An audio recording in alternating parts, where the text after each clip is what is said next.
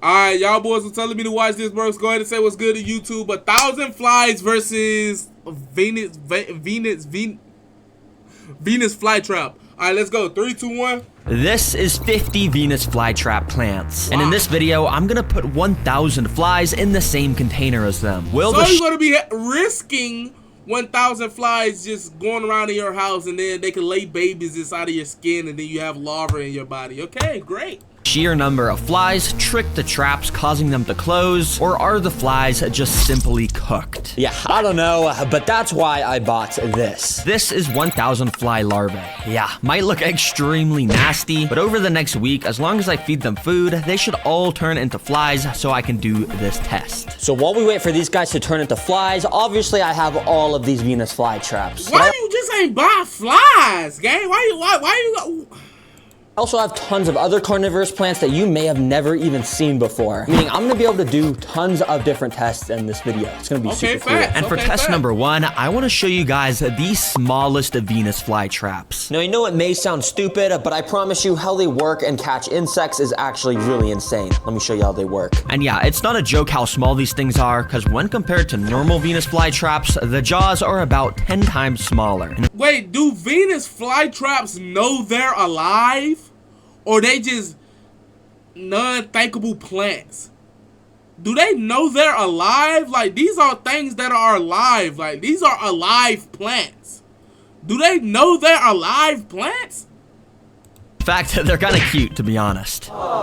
But since these are minuscule, the normal prey I feed in my videos is not gonna cut it. Yeah, sorry cricket, you get to live another day. That's why instead I got literally the smallest thing available. That cricket is happy. These are flightless fruit flies, which if you've seen my channel before, you know they're pretty much the most useless animal. Cause seriously, bro, how are you a fly that doesn't have the ability to fly? That doesn't make any sense. But anyways, I put the smallest Venus flytraps in the testing enclosure. Then I put one of these flies inside to see if he'd get caught. Start the timer. Now this fly didn't waste any time because it immediately walked straight up to one of the Venus flytrap pots and then started to walk all over the tops of the jaws, absolutely risking his life. You may already know this, but normal Venus flytraps work by having these super tiny trigger hairs inside of them that when a bug or something touches them, it snaps shut. But these traps are obviously the smallest in the world. Because of that, they have extremely small trigger hairs. And I'm talking so small that if I zoom in like 100x on this footage, they're so thin, my camera can't even pick them up. And I guess the trigger hairs were quite literally so thin that every time this flightless fruit fly walked inside the jaw of a trap, the jaw didn't close at all, and the fly was able to just walk out. I mean, it kind of makes sense. These flightless fruit flies weigh about 0.0003 grams. So yeah, I guess the traps quite literally can't even be triggered by how light their weight is. Yeah, clearly the fruit flies aren't gonna work. So instead, I got the world's smallest cricket instead to test. Let's see if this works any better. And oh boy, let me just tell you, things were a lot more interesting this time around. Because once again, the cricket walked straight up to one of the trap pots and started climbing all over the tops once again. But this time, quite literally within 30 seconds, the cricket happened to put his face up to the lip of one of the Venus flytraps. You may also already know this, but these plants produce a special kind of nectar around the lips of their jaws to lure insects in like this cricket. And you can see it was working. So basically, they leave their slob open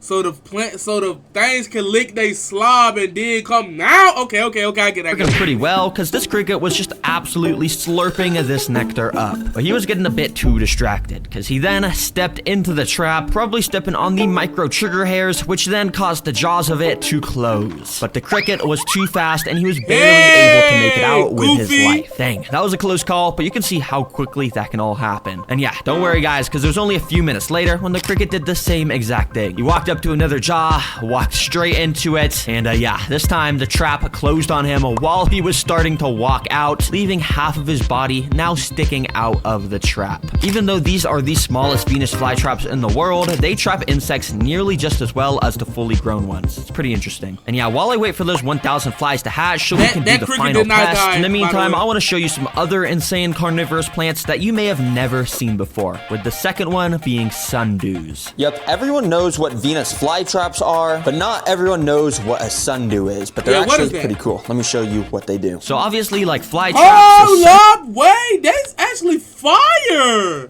sundews. So they're alive, actually but they pretty don't cool. know Let me they're show you alive. what they do. So obviously, like fly traps, sundews are also a carnivorous plant. Except instead of having jaws, it has these long stems with these little red hairs on the top of them. But on each of these little red hairs is a special kind of sticky glue it produces that will make it so when a fly or any other insect touches it, it gets permanently stuck because of how sticky it is. And when an insect gets stuck on here, the trap does something insane to be able to consume the insect, which I'll show you very soon when it obviously traps an insect. So yeah, I got multiple of these sundew plants, and I even got this slightly different kind of sundew called an octopus plant. That will be cool to see if this can catch any insects as well. So let's get these in the testing chamber. And for this, I think I'll be using a cricket once again because they're literally perfect. They can just climb up the side of the stems and yeah, just get stuck. This should be fun to watch. Let's put this dude inside. So yeah, once again, I just started with one of these guys, but if this guy gets caught fast, I'll be adding way more inside of here. Anyways, this cricket for the first minute kind of just wandered around the walls of the enclosure, but it wasn't long until he started heading towards the sundews. Now you see, the sticky glue that this plant produces is actually a type of nectar, which smells and tastes great to the insects. So yeah, just like how Venus flytraps lure insects in with their nectar, these traps do the same thing, because this cricket then decided to start climbing up the stem. The only thing is though that he ended up stopping right before the sticky part, and that's actually because of his antenna. You see, crickets have these pretty long antennas that help them navigate and detect danger before running into it, and this guy's antenna actually ended up getting stuck in the sticky nectar part. But using its mouth, it was able to pull the antenna back and then started to lick all the nectar off of it. Yeah, and I'm not kidding, this cricket really just sat here for like 30 minutes, constantly licking his antenna, then putting it back into the sticky nectar, and then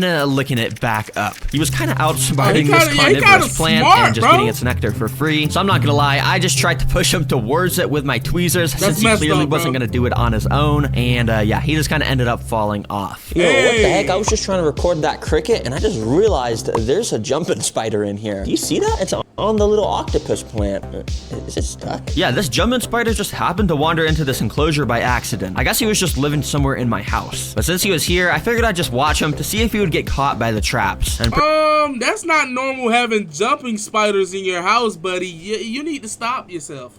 pretty quickly, he started to climb the stems of the trap and got up to the sticky part. But yeah, he was kind of too smart for this trap too and turned around the second he realized it was sticky. But it was pretty cool to watch this guy just jump around the plants. However, he never really ended up getting trapped and he ended up just climbing out of the enclosure. All right, guys, I'm not gonna lie. This cricket... Climb out?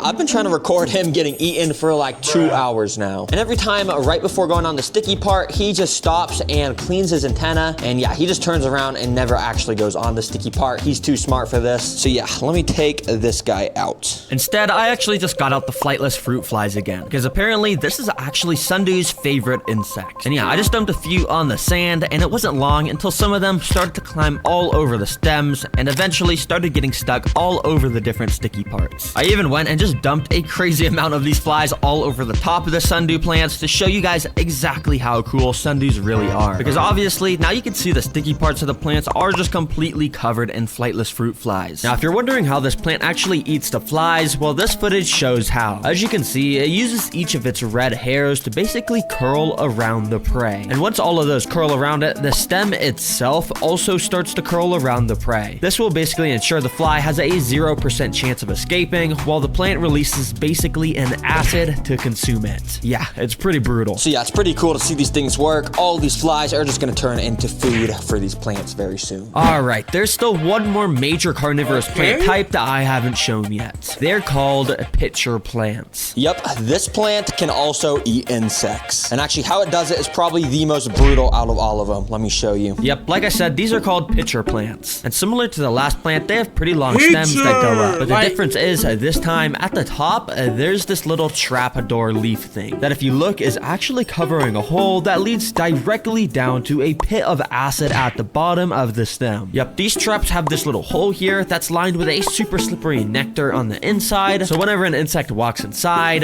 they'll slip into the acid at the bottom, and yeah. And what's really cool is if you actually look inside of this pitcher plant, since it's kind of small and shallow, you can actually see the pool of acid at the bottom. And it actually looks like there's a couple little flies poison stuff in there, which it looks like it's actually already dissolving. So yeah, it'd be cool to see So some if you crickets or touch it, something your fall in hand is these. cooked. Let's test it out. I didn't even need to use an enclosure this time because I knew this was going to be an extremely fast test. Because immediately after placing the cricket on this first pitcher plant, it started to climb along the sides of the red pitcher. As you can see, the inside of the plant is lined with these downward pointing hairs. This is to make it even more slippery and hard to escape. And yeah, it's kind of funny to see how fast this all happens, but the next time the cricket went to the opening of this plant, it straight up just slipped in right away. Nah, this dude had no clue this plant has evolved over millions of years to just be able to eat them this fast. Yeah, and as you can see on this footage that I recorded on my phone, he was now just sitting at the bottom of this pool of acid. Over the next few days, it'll dissolve him and turn him into nutrients for this plant to grow even stronger and larger. Nice. And yeah, that's really all there is to these pitcher plants. They're not really the most interesting thing ever. But I actually have some great news, guys, because if you look in this container, you can see many of my flies are starting to hatch. And that means we can finally start doing some massive scale Venus flytrap tests and eventually test as many flies as I can against all of my Venus flytraps to see who wins. Let's start very simple though with 5 Venus flytraps versus a single fly. And let's see if this fly can get trapped in under a minute. Like a fly. Now, I know you may be thinking, bruh, Terra Green, I don't care about one fly, this is boring. Well, don't worry, because this literally only lasted like 20 seconds. Because immediately this fly started to crawl up the side of a pot, and of course he made his way immediately into a jaw, triggered one of the hairs, and it closed directly onto him. Dang. Yep, flies are basically the one thing Venus flytraps Bro was just born just to die. Wait, we're born just to... Alright. are the best at catching. I mean, they're called Venus flytraps for a reason. Anyways, I got the tank where the final test will be taking place, right here, obviously. And oh, on top, there is a box that I want to show you. There is something really cool in this box. It's these 2 little drawstring bags. As you can see, they say TerraPals on them, and that's because TerraPals is what I'm calling my brand new line of plush. Oh yeah, bro. Well, sorry, bro. I can't. Yeah.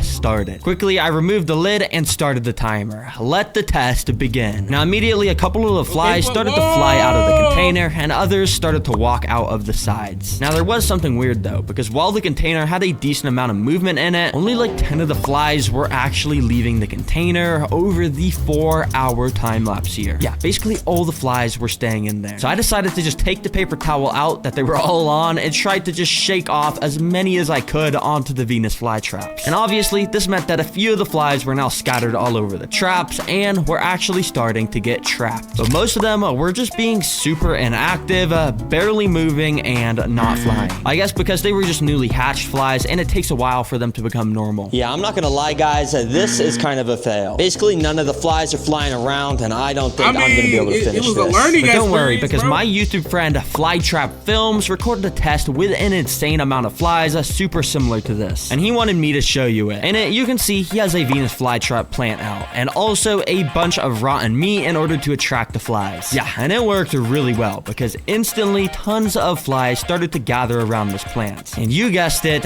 started to get trapped. I mean, when you have this many flies, it's a given that tons are just gonna get trapped right away. And what's so crazy is that sometimes so many would gather on some of the jaws before they close, causing up to 6 flies to get trapped in the same jaw at the same time. Fire. What? Flytrap Films himself said that this is the most flies he's ever seen get caught at once. Also, some bonus footage for you guys. Hey, you remember those pitcher plants from earlier? Flytrap Films also did the same test with a massive pitcher plant to show you guys how effective these things are at catching flying insects. And this plant literally just looks like a vacuum cleaner sucking up all the flies. Right. Which in a way, it kind of is, because every time a flying insect flaps its wings above the opening in this plant, it creates a weird kind of vacuum effect with the wind, causing the bug to actually get pulled down into it. And yep, after not too much time, this thing just caught so many flies. And it was literally just starting to overflow. That is probably the craziest performance from a carnivorous plant that I have ever seen. Thank you, Flytrap Films, for letting me show you this footage. Make sure to check out more of his videos, guys, if you want to see more like this. His content is... Nah, this was a WVid, bro. Learning experience, bro. WVid.